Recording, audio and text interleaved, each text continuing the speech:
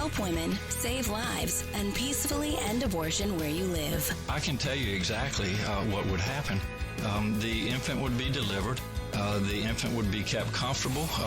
The infant would be resuscitated if that's what the mother and the family desired. You were serious about that? Be inspired to change hearts and minds by joining over 1 million volunteers taking part in the global movement happening in your neighborhood. She says, pray that I can get through this abortion. And I said, oh, no. So she went ahead and went into the abortion clinic.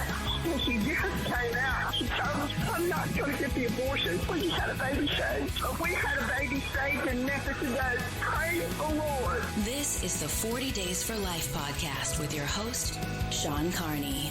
Hello, and thank you for joining us today on the 40 Days for Life podcast. I'm Sean Carney, the president of 40 Days for Life, and your host for this podcast, which is dedicated to helping you end abortion where you live. And on this episode, we will continue to discuss, encourage, correct the proper use of language when discussing abortion. Language obviously played a critical role in creating the abortion disaster and getting many well-intentioned good people to support it, and getting many people to not deal with it or to have a lukewarm approach to it. Language is very, very crucial in that. So we will continue this two-part series. If you missed the first part, you can go back to the episode before this one and listen to Language Part 1. This is Language Part 2. And we promise to only use proper language and to use no curse words. There, I said that. So somebody joining me on this language podcast is someone who only speaks one language, and that is truth with a capital T, and that is Mr. Steve Carlin. Yeah, we're going to speak truth, and it's going to slap. He used it. Hannah told me to say that in between these two episodes. Yeah. Hannah, if you missed part one of go this listen series, to part one. Yeah, if you missed part one of this series, we talk about how our Gen Z colleague tells us what in the heck young people are talking about these days. Unlike What to Say When Part 2, which also slaps. Which it slaps and is tight and is legit and is cold. If you have not read What to Say When 1, you can still read What to Say When 2. That is not the case with this. If you haven't listened to the first one, the language podcast, go back and listen to part 1. So definitely. You know what we're talking about right now. Yes. What is slap? Is that new? It means it's good. Yeah, it's a new thing. That's slap? Like, that's slapped. Like a good piece of pizza. Yeah, that piece of pizza slapped. It's not sus, it's slapped. No, I'm not saying I understand it, but we got to learn to speak the language of young people if we hope to empower the other them. word that I didn't know is that I've been educated on is that's saucy. Saucy. Saucy is like Saucy. Scandalous. Yeah, I would say that. Like, don't watch that movie. It was saucy. That kind of context. Okay. So, but if you bring up the word sauce, I'm interested. Yeah, sauce is fantastic. Sauce like is pizza amazing. sauce, barbecue sauce. Right. There's French have a variety of excellent sauces. absolutely. If I see a bowl of anything and I don't even know what it is, and there's bread near it, I'm dipping it in there. Kids are going to put Elmer's glue in a bowl now. Absolutely. I have more phrases that I would. Hello there, fellow young people. How do you do? Hello, youth. I'm going to share with you, young people, what your. No, I'm kidding. Whippersnappers? No. Youngins. I have to. Y'all don't have that up north? Not so Youngins, much. yes. Youngins. Y'all are a couple of good youngins. But I have to ask the Onions. youngins sometimes, is this still one of your words or is this like already old? You know, I because sometimes. use youngin to annoy my children. Youngin. Like around their friends. You guys are just some good youngins. And Is that the snack that's like the onion rings? no, that's Funyuns. Funyuns. Okay. Funyuns. Funyuns are amazing, actually. But no. Here we go, more chips. We had a sweet old man. He died many years ago, but he was our neighbor. And my mom would like take us over to his house because they were old and their kids had moved away and they didn't have any family nearby. So I was like, I don't know, 10 or 11 years old. And so we would just sit there and he would always say, "You boys are just such well-behaved youngins." And I just like, I can't get that out of my head. Anyway, he was like typical, like old Southern guy. And now you're the old man. Now I'm like, yeah, you youngins Are bad to the bone. stay off the drugs. Yeah, it is. Okay. Okay. Here's something for you. Whereas we would hear this and understand this properly, this is from a campground notice. It says, please don't hesitate to text us at number if you see anything that needs our attention. We want to make the campground as relaxing and comfortable as possible for our guests. Thank you. Sounds normal, right? Yeah. Okay. Would you be able to translate it to the current teenager age right now? They did. So they put sup, HMU at phone number. If you see anything that is sus or cringe, like IDK, a toilet that got wrecked or something, REKT, wrecked. TBH, we high-key trying to glow up this campground. It's so funny. That's funny. Can't stop, won't stop until this place straight up slays. Need your help, fam. TY. Yeah. No, nobody had a clue about that. So you brought up a word in there that is, I like it. Cringe. Cringe, yes. Cringe. Dad, that's so cringe. Yes. So what I did to show my teenagers, like, you got to go next level. I said, you know what's better than cringe? Crusty. And they're like, oh, gross, that's nasty. Don't ever use that word. I'm like, you wanna set a trend? Crusty. Somebody does something and you forget cringe. That's like rated It's right up G. there with bonus. Yeah. No, but be like crusty and I'd be bonus. like, you could even do a little voice like, that's crusty. And then they're like, never say that in front of our friends ever. And I'm like, well, now you have to. Definitely gonna do it. But like, yeah, ooh, I don't like those shoes. They're crusty. Like, don't say that. Don't comment on anything and use the word crusty. It even kind of freaked Mary Lisa out, which only encouraged me further. So I think crusty should have a role. We'll see if that catches on. Rolls are crusty. I've encountered some people who maybe disagree with our position on abortion, and they have been very crusty. Oh, no doubt. So, and there's some crusty real lifers out there, that's for sure. Okay. They're slaying, but not in the good way. Yeah, they're cold, but only in temperature. Okay. Last episode, we discussed the psychology of language, the abortion industry's language, how pro-lifers contribute to a culture of death. That's not accusatory. And a few ways that we can adjust our language to build a culture of life. And I would like to highlight that it's very helpful. We're so happy, obviously, that we have you on the podcast. Heather has been a great addition to the podcast. And we know that according to all of y'all. Everybody loves Heather on the podcast. Heather is... Not everybody. Heather is the aggressor of these particular episodes. So you will get a good witness of her wrath. Okay, with that charitable statement now complete, properly crediting God with our language. Oh, we got to be careful here. So yeah, we can't. Okay, we have too to be nitpicky. We have to be able to talk. Yes, we do. Okay, we have to be able and to talk. I'm going to let you make your point, and I get the point, and I think about this a lot because it is hard to go on like we talk a lot. So I've said a lot of dumb things because I talk a lot, and if we're like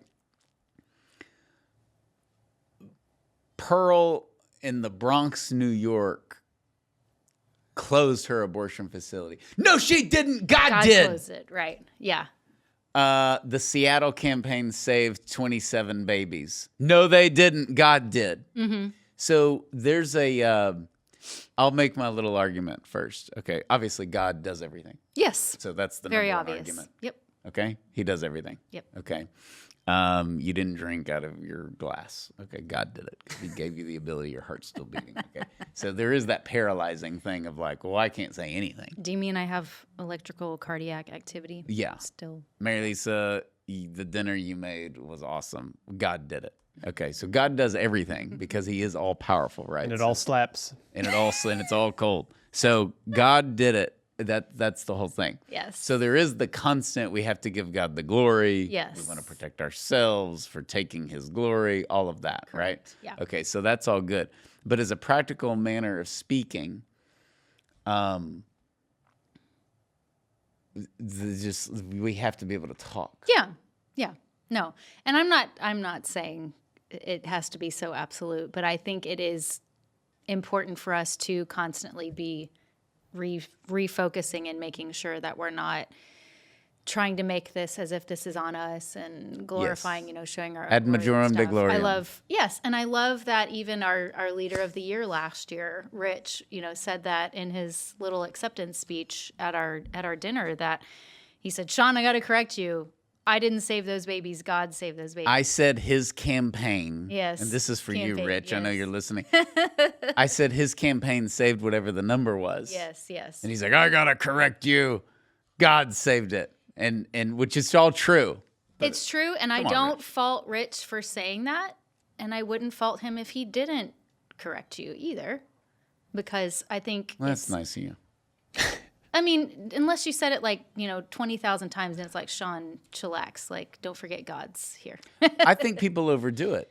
Yeah, but you can. God is amazing. Isn't God so great? Isn't God so big? Isn't God so powerful? Our God is, boy, he beats up all those other little weenie wussy gods. Mm-hmm. Our God is amazing. And you need to say that, like, God triumphs. God is good. God is all that. Yes. But there is there's a language issue with, from my perspective, it's like, do you not believe that? Mm. Like, there's certain things, scriptures like this. There's certain things that aren't argued for; they're assumed in Scripture. Yeah. Okay. God created the Word, and it was good. I mean, that's right there. But I don't know. I think that there can be like a fickleness to it, a superficiality to it. Is this a flaw of mine? It could easily be. I feel like I'm coming off cynical, but I'm not. I wish we had more confidence in God, because he's big and he does beat up all the other gods. What do you think, Steve? Whose side are you on? I know who's on my side is John Franklin, the producer. He's laughing because he hears this all the time, and he's like, and there are like the. Let's go away from this example because I'm okay. Your child is dying of cancer, and it's inevitable that your child will die, and they are miraculously healed. Mm-hmm. And you say, God healed my child. Mm-hmm. It was like a miracle. And even though, obviously, God heals us from everything, that we have the flu or whatever, but that is the example. And I don't want to take that. Like, that really what the doctor said it was a miracle. There's no explanation. Sure. I don't want to mix that up with... like a medical miracle? You didn't grill those burgers, God did. Right. And I do think that I think because of God's because of God being almighty and creator of the entire universe, we want to give him the honor and respect he deserves. And I think sometimes we dumb him down. Yes, that's true. But I wouldn't at the same time also say that one of our volunteers saying, God saved a baby through our campaign is equivalent to saying God made this burger, that was on our plate. Like, I wouldn't put that in the same. I agree. That was an extreme example. It is an extreme. like extreme. But I got to make sure for our viewers that we're not making that equivalent, equivocating. So yeah. But yeah. But anything good in the world, God does. And so I'm not saying we never say it. That's obviously like totally false. What I'm saying is if you're correcting people on it, it's a little like,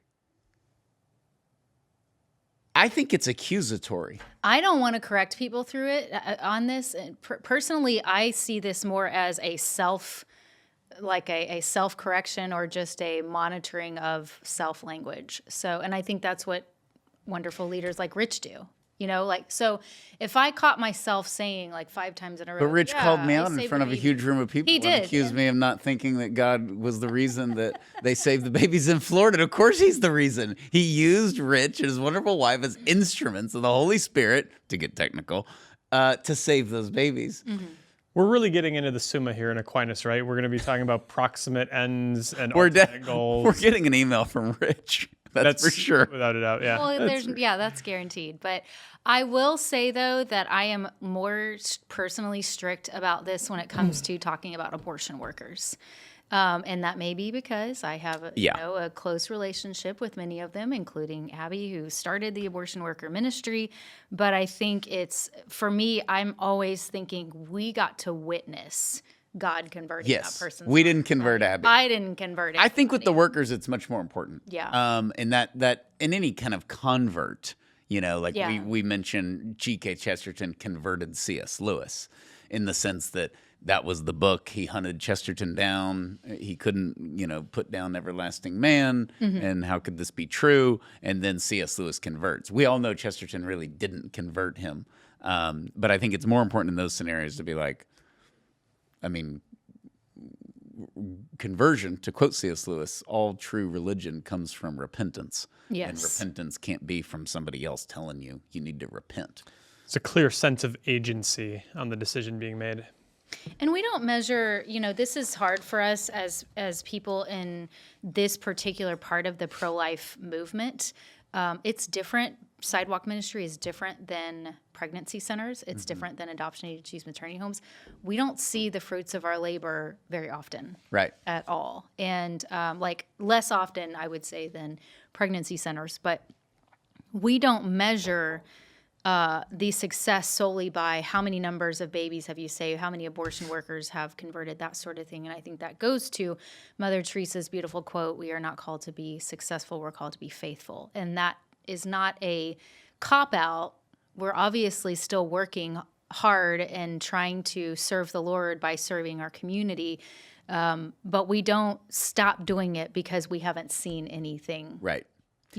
From that. If we know it's the right thing to do and we know that God's called us to do it. And on this front, like with the God did it, I like praise be to God.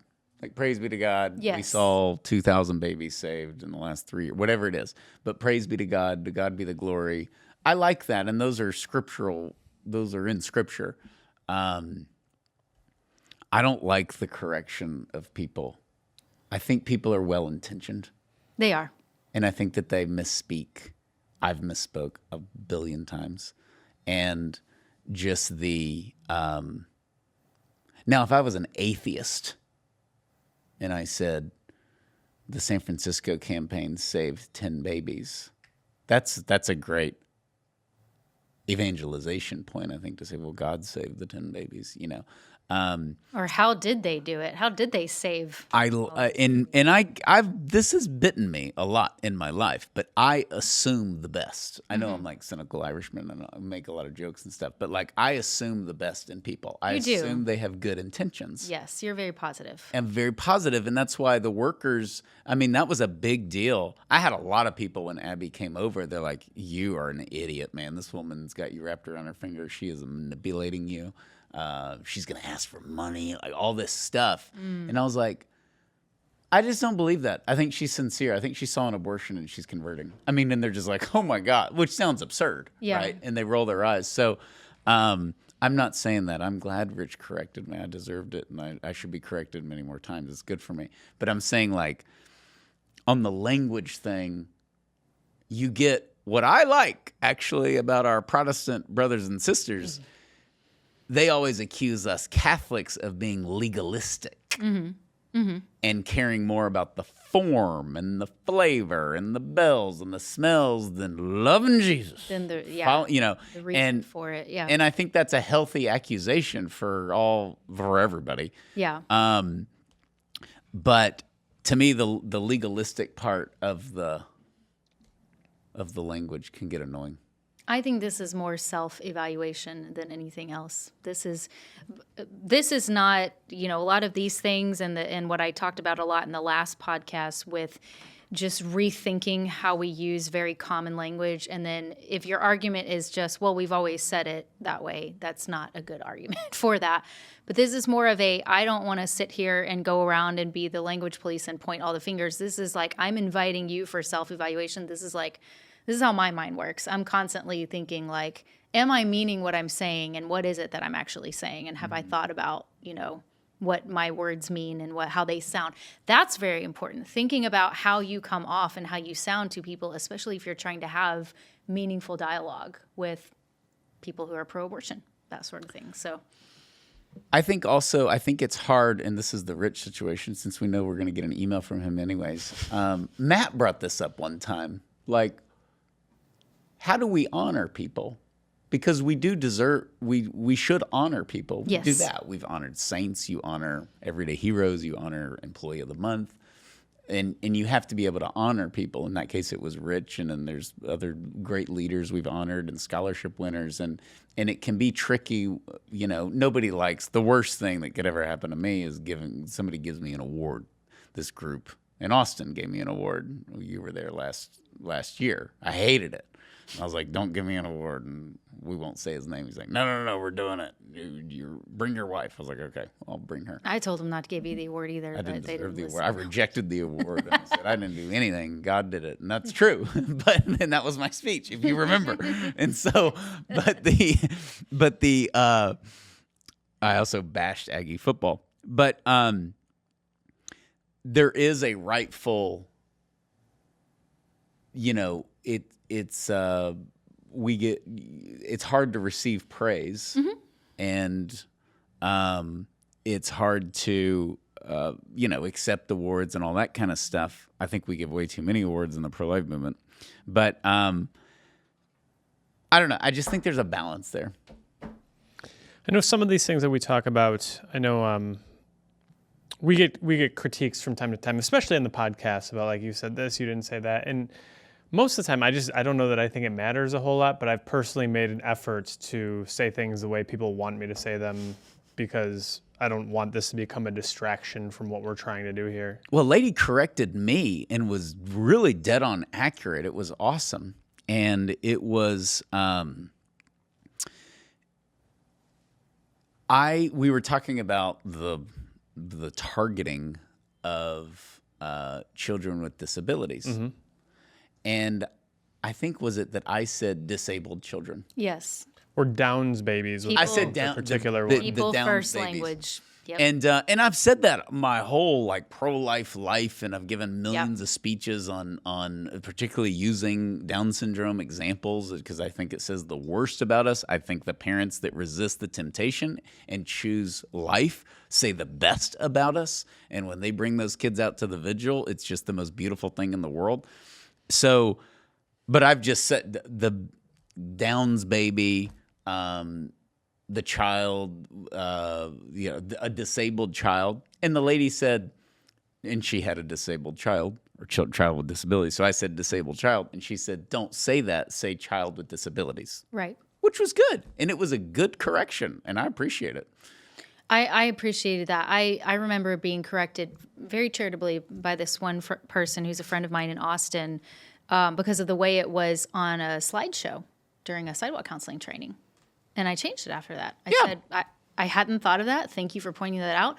It makes sense. It's not ridiculous. It's not person with a uterus. It's not saying something stupid like that. It's a legit, let's just kind of think about how we talk about people with disabilities and use the people first language. And they're not defined by their disability, essentially. It's also, and this is being a parent helps with this, besides unintentionally hurting my children, criticizing my children, hurting a parent that is a child with a disability is the worst thing that I could go through. And so I was just like, oh my gosh. And I'm, thank you. And I'm sorry. And, there's the panic mode. So I do think that helps, because we don't want to offend people. Right. When it's reasonable. Yes, exactly. This isn't the trans people running around getting offended at everything. But yeah, I think it's good. I think it's really good. Yep. Adoption language is one of those things too. We named the Leader of the Year award after Sue Thayer. Yes. The late great Sue Thayer. Yes. Sue would be very mad at us for doing that. Yeah. And so which kind of makes it all the better. So she's smiling down from heaven, but not about the name of the award. And you deserved it, Rich. Good job for allowing God to use you to save all those babies. Okay. There we go. This is a good one. How familiar are y'all with adoption language? None, like, you're going to correct me on this. I'll probably submit to you. No, I'm just curious. I began hearing about this probably when I was still living in College Station from our advocates here and the adoption agency. And I know that they had given the example of giving up for adoption or putting up for adoption was outdated language, essentially, is what they were saying. Of course, I want to know why. If I'm going to take action and correct, I want to know what's the reason behind it or what's the explanation. So, but in the adoption community for many years now, there has been an intentional steering clear of phrases like what I just said, giving up or putting up for adoption. This is noted on many adoption websites, including statewide and national, due to the fact that this phrase stems from putting orphan children up on the auction block during the 19th century. I've said that. I've said this a million times. Yeah. They put them up for adoption. We all have. Okay. We all have. So, And then yeah. I guess I was thinking they offered, but that sounds even worse, like a sacrifice. But that's a more proper word. They offered, like as a gift. You're going to be a gift to another family. They offered them up for adoption. Of course, that means like, well, did anybody take up the offer? Yeah, You know. right. Place is the word I've heard most frequently. This is one of those categories, to be honest. Is like, good? Yeah. Place is good? That's their solution. Giving up for adoption, I could see how that's bad. But I've said gave them up for adoption. So you'll hear adoption advocates and pregnancy centers, most of them are trained on this too, where they'll say, rather than say those things, say placing for adoption or finding a family for the child, finding parents for the child, finding their forever family, that's a big one. So using phrases like that rather than putting up, giving up. And I think the giving up thing is big because it's kind of belittles the birth mom. Sure. And yeah. her. And it could be the most courageous thing she's ever done in her life. Right. And So- you're like, it's like she gave up and she didn't. She courageously, obviously could have had an abortion. And then, of course, if you find out someone is adopted and you say, well, where are your real parents? Yeah. And to them, if they were raised from young, very Yeah. young age, they'd be like, my real parents are the ones who adopted me. Sure. But what they mean by that is biological. Biological. And so, Because parent, unlike the gender stuff, parent can definitely mean biological or those who like raised you. them, Or, yeah. I definitely agree with that one. The putting up for adoption one, this is in that category for me where like I don't think anyone knows about the auction thing. I don't know. I've never heard that before. they don't. Most pro-life people So then don't it know. can't be offensive in my mind. Like But who knows about it besides the adoption agencies? But at the risk of, so there are certain things in our language, in our everyday lexicon since 2020 that have changed that we used all the time before and people didn't know the origin of it. But because of the riots and everything in 2020, there was a correction of certain language that we use. But everything, not like racial slurs, obviously, we've always like hated those. But like every history has always helped dictate language. And certain things mean certain things. We've joked about it, but it's like, and saying crack used to mean making a joke. Right. And saying in 2024, I'm really gay doesn't mean the same thing that it meant in 1950. Like when you say I'm really gay, which meant I'm really happy. Right. It's different meanings. So I understand that. Yeah. A lot of the stuff from 2020 was stupid. We can't. I mean, there is that part. I found that there was things that were so-called solutions that I didn't see as solutions either. But. This putting up for adoption thing, to me, it's sort of a solution in search of a problem. Like, I just don't think, if nobody knows that it was offensive 100 years ago, they can't be offended by it now. However, this is in that category for me where I don't want to be a stumbling block to others. And so it's no difficulty for me to say place for adoption. That's I feel that same way. Okay. Of course, I've never adopted a child. I don't have an adopted brother or sister, nothing like that. So that's not directly, in my life. But I keep going back and forth on this because you're convincing me, but I'm like, place sounds so terrible. Well, hey, and I would Place say them up for adoption rather no, than you don't say place them up. You just say place for adoption. you placed Place for them. adoption. Place the child for adoption. Place We the place child. the child for adoption. Yes. It just sounds like you're setting them on the water slide and the light's about to turn green and you're going to throw them down the slide. I've actually kind of wondered that too, like what the It's a logic weird behind thing. that. But, Wait but 20 these years are and not we'll be my doing a podcast that says, don't say place, say right. this. And you might be right. Some of this stuff to me is a little bit like, I remember one time I was, We should note, by the way, there are many adoption agencies that support abortion. Oh gosh. I'm just going to go there like this isn't like So if you're saying this, you don't have any. Right I'm to not talk. saying that, but there is like them, I mean. where the adoption people are dictating the language and they really haven't gotten Other right important all the time. things. So this isn't Right. like a, Right. you know, and some of the good ones are getting run out of the business because they won't place a child with, gay people. Right. With the same sex couple or And that a that's throuple. yeah. Or you know, my view would be they're absolutely committing child abuse by depriving children of a mother or a father by putting Intentionally. them in a gay or lesbian Intentionally. Right. intentionally. Yeah. So okay, so I'm not saying that so that I can say whatever I want about adoption. I don't have to listen to the adoption agency. No, I'm trying to yeah. understand the arguments. But this isn't the Mother Teresa nuns where they say it and you're like, that's probably true. Like, you know. Just you have a point. You have a point. But I think it is good to point out, unless you are involved with adoption or you Sure. work really closely, a lot of people are not aware of this, and this is what the adoption ministries are saying quite a bit. They've been saying it for many years. You can go and look on a lot of their websites, and they have this information. It's great. So it's good for us to be aware of. I do think that most people, I know for myself, I am much more guarded when I'm like about language and all this kind of stuff when somebody is adopted. Just because you don't know the circumstances and Right. all of that. Where's your real dad? Like, where are you from? All that kind of stuff. That's just small talk. Yeah. You know? Yeah. But the giving up for adoption, I'm going to go back on what we said. It sounds like the mom is giving up, but it also shows like a sacrificial thing. Mm-hmm. Like she is losing the baby and it's Yeah. a huge sacrifice. She is choosing the baby over herself. It's Yeah. quite heroic. And she's giving the baby up, and she is. Mm-hmm. So to me, it can also be honorable. Mm-hmm. I think you convinced me, Steve. Some of this is like, I don't know who's offended. I don't know Yeah. where the offended people are. And I'm just skeptical of things. I remember one time I was in a business meeting and I like, I like when Steve is skeptical. I prefaced something by saying like, well, to be honest, and the guy said, so are you telling me, Steve, that you haven't been honest the rest of the conversation? That's a Matt Brian, that's you know what, Brian? You know what I meant. Everybody. in total transparency. Yeah, that's a Matt Britton thing. So you've been lying to me the whole time, you know, and you're like, come on. Yes. It wasn't him, by the way. I No.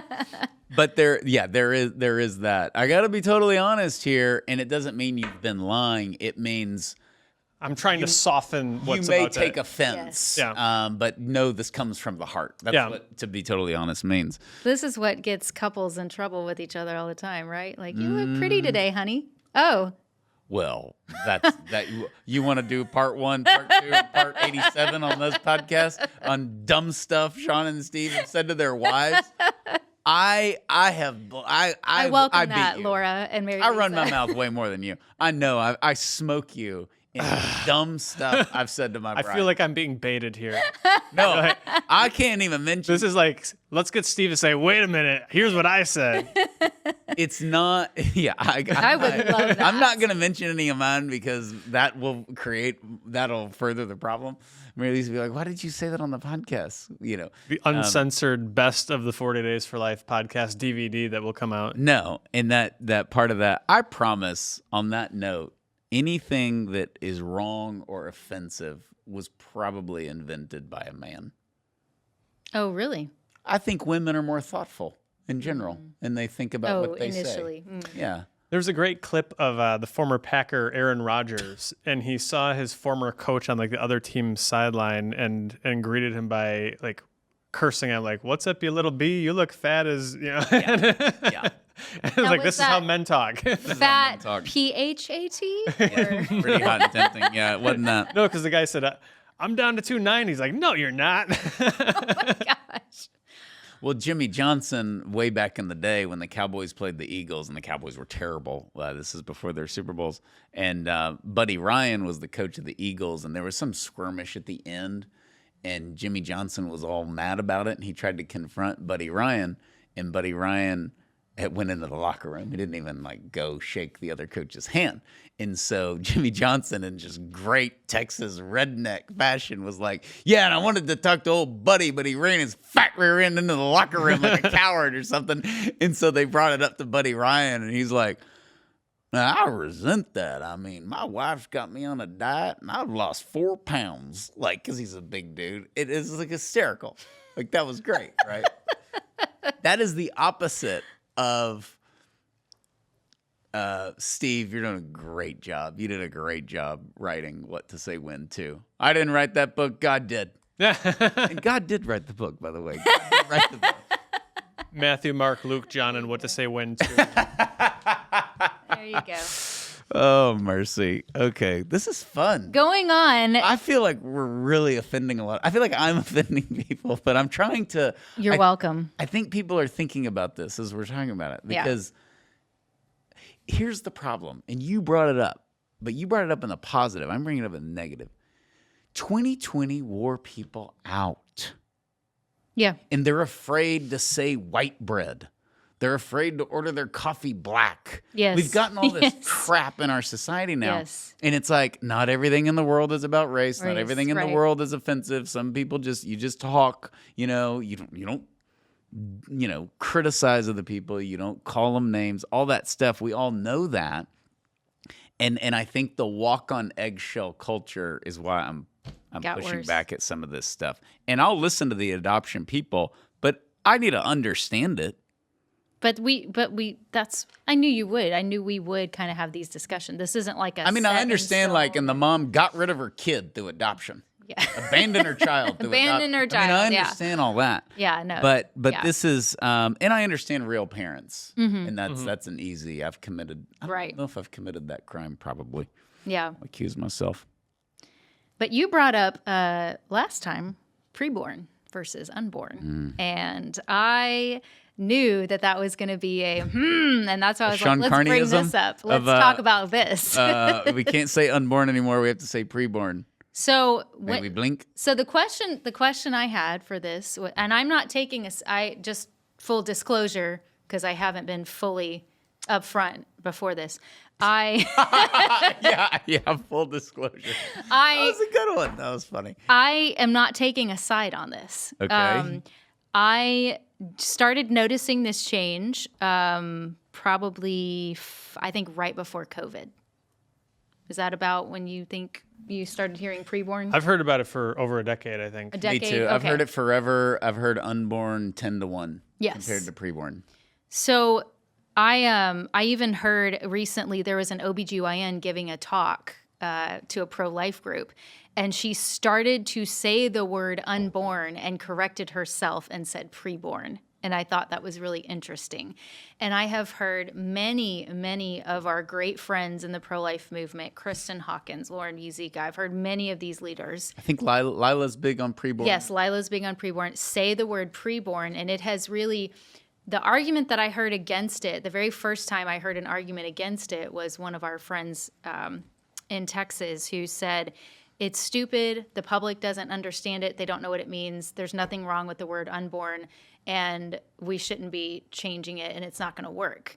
And he was actually a little bit wrong in that. It's actually gotten pretty far. Like, I hear it much more than I thought. I hear preborn, the term preborn, much more than I thought I would. But why is that some kind of a success?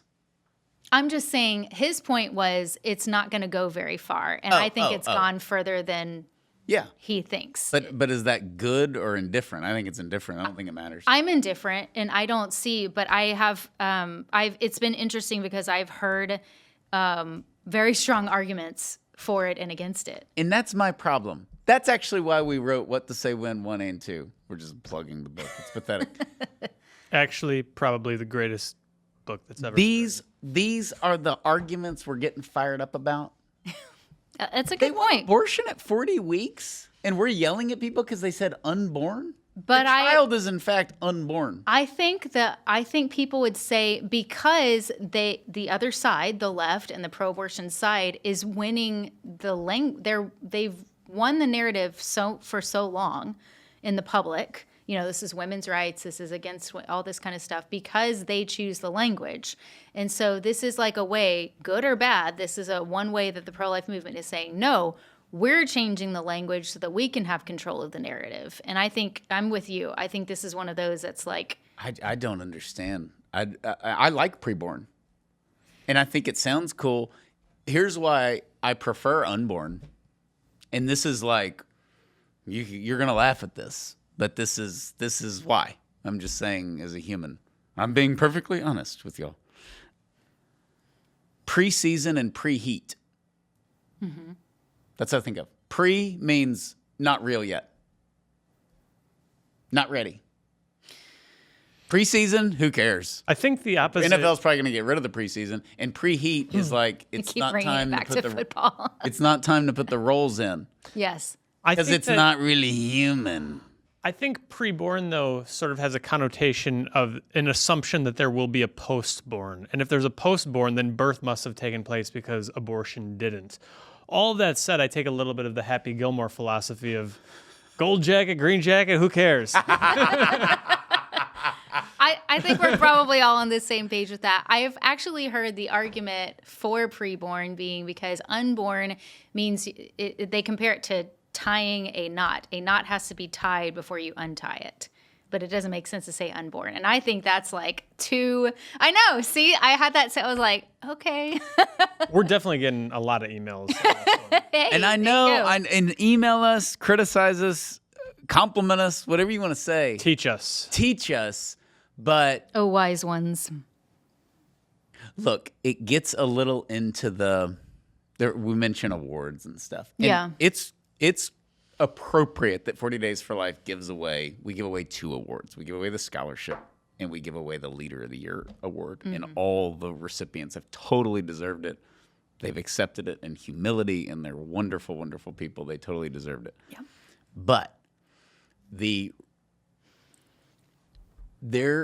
can be a culture in the Christian bubble, the pro-life bubble, the do-gooder bubble, where we're just sitting around congratulating ourselves all day, or we're sitting around talking about ourselves all day. Yeah. And there's a whole world out there where we need to evangelize, we need to get after it, we need to use the right language.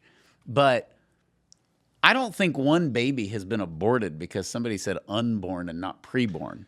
You can spend a lot of time discussing the distinction. That would probably be time better spent calling up Amy to see if she can come out to pray on Thursday at the vigil. Absolutely. That's a good point, Steve. And I think what we forget in this is, number one, the unborn child. And we could just eliminate everything and say baby. That's the other thing. Yeah. Some of these people are like, don't say baby because then they'll be like, it's not a baby. And be like, well, make them say that. Make them say it's not a baby. I don't care. Yeah. So, but nevertheless, the preborn, the unborn. Now, somebody like Lila Rose could come on here and just smoke us and explain in like 30 seconds why we're wrong. Okay? I don't think she will because I don't think she's a preborn Nazi. I think she uses it and prefers it and uses it well. And I agree with it. And I agree with unborn. But this strong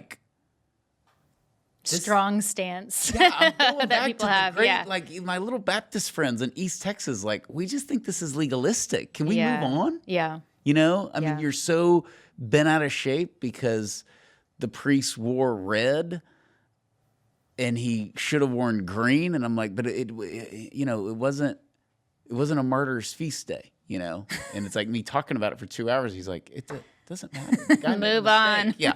So I do think that I think there's got to be a balance with that. And I do not want the listeners thinking, well, I use unborn. Do I need to be preborn? There are so many conversations we need to have about abortion, and we can have zero hesitation mentally. Yeah. We can be prudent, But like the hesitation needs to be kind of in your mind when you're talking about abortion. What are they going to say after I say this? That's where your focus is. That's when you're truly winning a conversation, to use that word.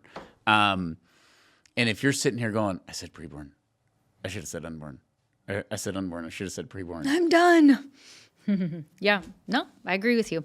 I kind of had a feeling you guys would think that and say that. You And didn't. I wanted to bring it up. You knew it. I wanted to bring it up and see.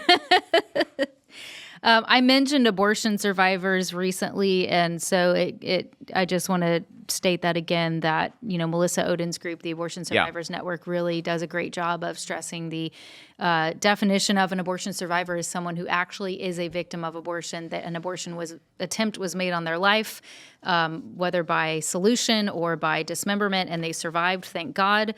It's not that every one of us, just because we were born after Roe v. Wade, we survived. We're abortion survivors, and that's a little bit too that distinction. I understand, and I totally am behind them on that. Like, don't call yourself an abortion survivor. Okay, which is great. I totally agree. Yep. I survived, and then people think you actually survived the surgery, and you were just born in like 1992. Yep. Okay. I love this bonus section, and I want to add some things. Bonus. Steve's word. Oh my gosh. It's 20 years later than I expected, but it's going to happen. It's going to happen. Way to flex. My words from months ago, Steve, were so prophetic. My script here. All right. Here's a big problem, and I'm gonna do a broader Christian. I'm gonna accuse everyone instead of just a few people. All right. The language problem right now. Challenges, not suffering. Values, not morals.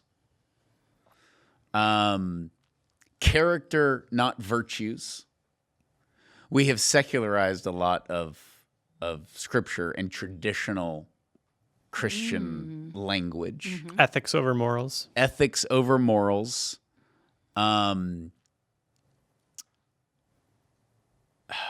Shortcomings instead of sins. Mistakes instead of sins. Yeah. I've heard people say that. I'm not a sinner. I'm a person who makes mistakes. And I'm like, ooh, that's Mistake is like you forgot to carry the 1 when you were doing the arithmetic problem. or you forgot to put the garbage out and the trash truck came. That's a mistake. It's not a sin. Yep. Wow. But if you cheat on your wife, that's not a mistake. And you hear that a lot. I made a mistake. Ooh. On a similar vein, like I'm sorry if anyone was offended. I'm sorry if you were offended. Like you're apologizing not for what you did. It should be like, I'm sorry for offending you, not I'm sorry that because of what you did, which was to take offense. All right, I'll go next level with this stuff on this theme. Fornicating. There's a lost word.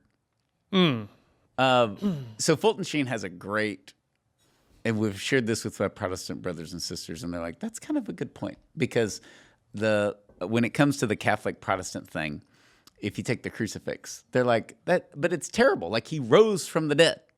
He's not on the cross. Right. And you're like, that kind of makes sense. Like, why do you always you're crucifying him over and over again, and you're wearing it around your neck and all this stuff. And the Fulton Sheen has a great quote where he says, well, number one, that's just a form of electrocution, a form of execution. A cross Christ gave meaning to the cross. A cross alone is useless. Like, people were crucified all the time. And so it's the fact that Christ was crucified. That's what changed the world. Not that people were crucified or that crosses existed. They always existed. So you have a form of the death penalty in your house. With the corpse, it becomes the meaning of salvation. But that's kind of like, whatever. Somebody can roll their eyes at that. He has a line and he says, put a cross in your room for 3 days. And then take the cross down or on your desk. And then take the cross away and put a crucifix on your desk facing you. He said, that will change your life because no one can look at a crucifix and not feel involved. Interesting. It's a great line. Like, I did this. Mm-hmm. Like, you got to look at it. Yeah. And I love that. And I think that I mess with the teenagers because I'll say something about like fornication, and they're like, "Don't say that word." More to creep them out. That's crusty. That's cringe. Californication. Yeah. So fornication, and it's because it sounds bad and perverted, and it is. And we don't. Oh, that's the other word that's been lost is perversion. Sodomy. Sodomy. I took it to the next level. You just buried it into the depths of the ocean. Chicken ran. But that's true. Like it sounds dirty and nasty, and so we've made like sexual freedom. It's like it's fornication. Promiscuity is kind of a bad word. Adultery. Adultery. We'll say he cheated on his girlfriend or his wife or whatever. But to commit adultery in the church, it's now irregular households or something like that. Oh my gosh, irregular relationships. So sanitized. Yeah. It's true. But I do. What was the one you said before sodomy? I don't know. That's okay. That covered it. Yeah. Okay. But whatever. He said adultery. No, that was after. There was something before, and I can't remember. But it was. But yeah, there's those. The dumbing down of language is very suffering, a penance, repentance, remorse. All of those just great words where you know what it is. And instead of fortitude, we have endurance. And endurance is great. Like I was able to run a 5K because of my endurance. It's very physical, or like your car doesn't break down. But fortitude is much deeper. Fortitude is overcoming oneself for the greater glory of God. How do you like that, Rich? And that is those virtues, self-control, as opposed to discipline, which discipline is a great word. I like discipline. But anyways, when you look at all those virtues, it's pretty awesome. Temperance, prudence, and we've just dumbed that down. And a lot of it, I'm going to throw the whole self-help industry has just ruined this. As Peter Kreeft said, we need less. He's talking about Vincent Peale. I think that's his name. The Power of Thinking Big. That guy was a nut. I think his assistant killed himself in his New York apartment. But The Power of Thinking Big, and he was like, we need less Peale and more Paul. That's what Peter Kreeft said. So anyways, I do think that we get into the abortion debate and we see how the language, and you're like, they have the narrative, but we've compromised on the narrative of our own things. We don't have values. We have morals. Mm-hmm. We can value things, like I value your time, but they don't have any values. Values are totally subjective. Mm-hmm. I think it's interesting too, because this kind of made me think of when I was at a rally, a very pro-abortion rally one time, and we were like a small minority of pro-lifers there, just peacefully holding signs and talking with people. And there was a sign that a woman was holding that said, "Sex is beautiful, pregnancy is optional." And I was like, that's like saying lightning is beautiful, thunder is optional. Like there's a cause and effect here. That's a good analogy. Really good analogy. That's just really what it made me think. And I think that going along with that, we as pro-lifers are known to be very, we're just so pearl-clutching. We're Christians that are so straight-laced, and we don't know anything about the culture, and we don't know real life and all that kind of stuff, right? And we're also stereotyped to think that's the Puritan mindset. Sex is bad, and we think sex is disgusting, which is hilarious because you guys both have multiple children. Clearly, you don't have a problem with it, but it's like that's not it. It's one or the other rather than what the theology of the body teaches us, which is sex is beautiful, and it's so important that it's meant to be in the right context, the way that God created it. And I think when we say sexualizing versus pornifying, when we're talking about what we're doing with children these days, when the public, and especially when people who are very on the left side of the aisle hear us talk negatively about anything being sexual or sexualized, that it's proof to them, oh, we don't like sex. And it's like, no. But if when you they say come out and talk about like pornifying- children are sexual beings, which they say, like, I know in a philosophical sense, like, yes, they're male and female, and that is technically accurate, but like, we know what they mean. Right. We do know what they mean, but we for sure know what, I think something that gets the point across is when you're specifically pointing out that they really are trying to pornify our children. And most people, even if they're okay with porn personally, they're not okay with that and children mixed. I remember the word. You're dead on accurate. Dead on accurate. It was perversion. Perversion. Oh, there you go. Because we can't say pervert anymore. And that's the worst thing you can call a guy, right? Yeah. If some girl calls you a pervert, some woman calls you a pervert, you're just like, you can't defend your. No, I'm not. There's no defense. You know, we say all this stuff, and you're just like, no, I'm not. I know you are, but what am I? I know you are. What am I? But the perversion. There's many books on those who struggle with same-sex attraction and homosexuality and all of that, and I think it's beautiful. At least the Catholic Church, anyways, points out the problem with homosexual acts is that it's against the proper order. It's unnatural. Okay, first and foremost. It's a perversion of that which is good and natural. Okay. So the next line is, so if you participate in that, you're a pervert, you know, and then that's you all, say so. That's all. Yeah, you say so. That's all offensive to people. But in proper language, like to pervert something, whatever, you could put unleaded in your diesel truck. And it's disordered. It's disordered. That's what it means, is disordered. And when it comes to what you're saying with sex, there's no room for disorder. Whatever you want to do with whoever, however, with an animal, with whatever, there is no disorder. And we don't do that for other things. Right.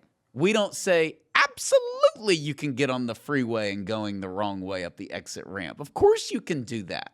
No, it's disordered. You're going to get killed. And I don't think we believe that sex can kill us.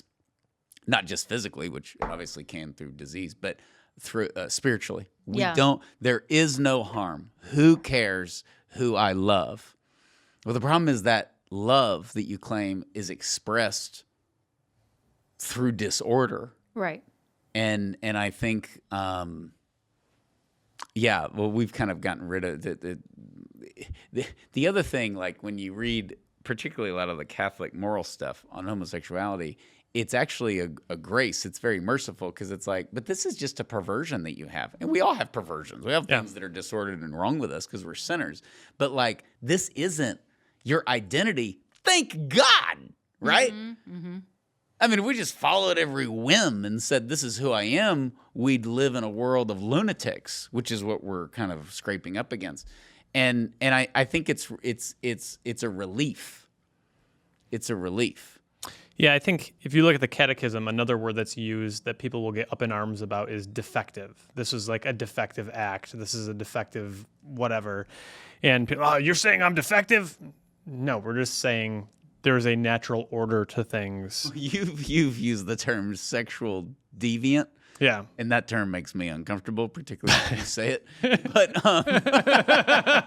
hey, if calling me a pervert? Yeah, you perv. If the listeners hasn't laughed at all during this podcast, then we haven't done our job. Like, you know, some of this stuff is funny.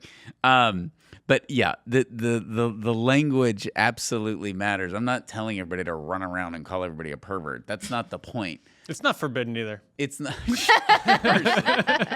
Do or don't. It's up to you. But it's who orders our disorder? Yeah.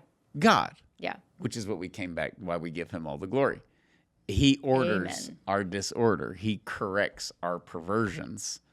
And I think hell on earth is to be a pervert and to convince yourself you're not. Yeah, be disordered and to convince yourself you're ordered. That is a very dangerous lifestyle, and we do not apply that.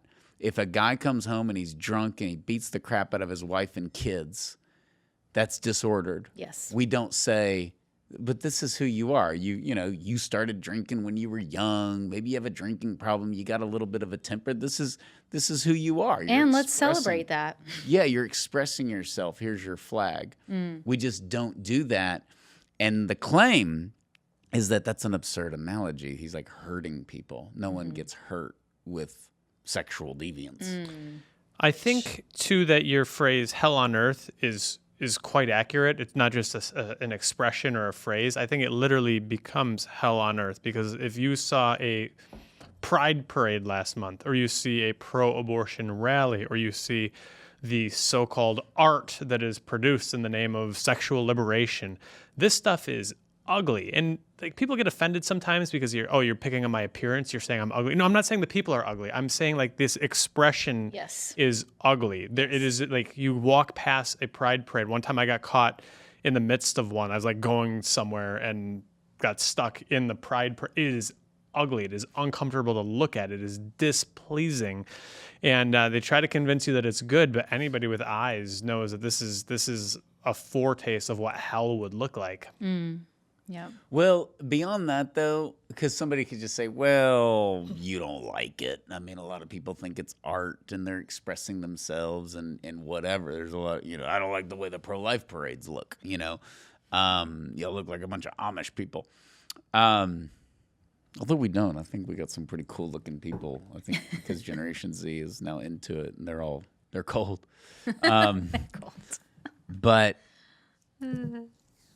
I think I forgot what I was going to say, but Is it subjective when I say that, like, the expression of the abortion culture, the pride culture is ugly? Yeah, that it's ugly, but the hell on earth that's not us just saying that. But if you talk to addicts, whether it's alcohol, drugs, I have a old college buddy. And he does counseling. He leads a group. It's basically AA for sex addicts. And he leads this group, and he's like, it's a real thing, And I didn't understand that. I'm like, is it just like a group of guys or something? Like, who's in there? Like, how do you get to that point? And he made a good point. He said, it's truly hell on earth. These are people that basically just promiscuous, and they've ruined their families because adultery, pretty much all of them have committed adultery. They thought they'd get married and they wouldn't, but they have become addicted to sex. Okay. And I was like, is it like pornography? He said, no, it's not addiction to pornography. It's like addiction to like having sex with other people. And so I felt bad he had to explain it to me like that in those simple terms. But he said something, and he said, all of them have a great sense of humor, and that's the key. Because I was like, how do you guide people through this?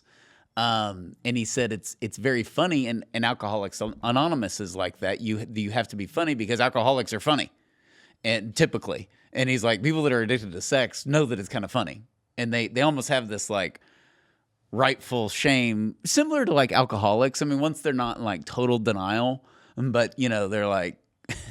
You're like, what were you, tell me about college. I don't remember, I mean, they'll have a sense of humor about it. And I thought that was interesting because I'm circling back. There are many movements in our country, and they don't have a sense of humor. They're militants, and they're addicts, and they're saying they're addicted to whatever. Being called a boy, being called a girl, making themselves the center of attention. Obviously, the trans movement. I would put on my conversations with friendly and unfriendly people who are gay or lesbian, they take themselves very seriously. And you see other groups of people, and they just don't do that. And that's always a warning sign to all of us. We're talking about humility and giving God the credit.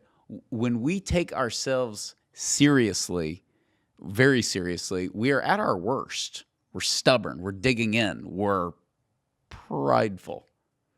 And that's a scary thing. And I thought it was interesting hearing about the addicts because they've kind of hit rock bottom. There's a humility there, but they have the self-awareness, which is probably how they ended up in these courses, to know this can't go on. This is pathetic. Like, what am I doing? Like, and it's embarrassing, and but they're no longer taking themselves seriously. The same with any repentant sinner. You're basically refusing to take yourself seriously. And these are your sins, and you're going to get rid of them, and you're going to move on. And they don't identify you. It's like the greatest hope in the world. And that's why your sexual behavior or deviance, to quote Steve Carlin, being your identity is hell on earth. It's hell on earth if you're in a good marriage. Because the wife is be like, so I'm just supposed to like sexually please you? That's what we've been married all these years for? I mean, that's crazy. That's hell on earth for the wife. So I just think that when we're talking to somebody about this kind of stuff, I think monitoring how seriously they take themselves will help you in conversation. Yeah, I think whatever sin somebody struggles with, and everybody struggles with sin, it doesn't matter what one it is, humility is a really good first step to breaking the hold that sin has over your life. It's the solution. Mm-hmm. It's the total solution. The whole thing's humility. There you go. And I've always been extremely proud of my humility. Yeah, of course. Yeah. Yes, you have. That's the old Irish joke. Yes, I know. Humble and proud of it. I've heard you say it a few times before. It's funny. Quit taking yourself so seriously, Heather. What's your deal? You're going to correct me for some language thing that I'm going to say. No, I'm done. I'm done. Any closing comments? Language is important. I think we've covered literally everything there is to say on the topic. I don't even know if we're going to air this. Keep on Very talking. risky. All right, please give us your feedback, I think, and let us know where we went right, where we went wrong, and some other language things that we miss. We're definitely open to that in all humility. Send us some things that maybe we're skipping in the culture war at large, because language is very, very important in discussing these things. And so we'd love to hear your feedback. Send them in the comments or email us at podcast@40daysforlife.com. Be sure to rate, review, and share this podcast, and we will see you next time. God bless you.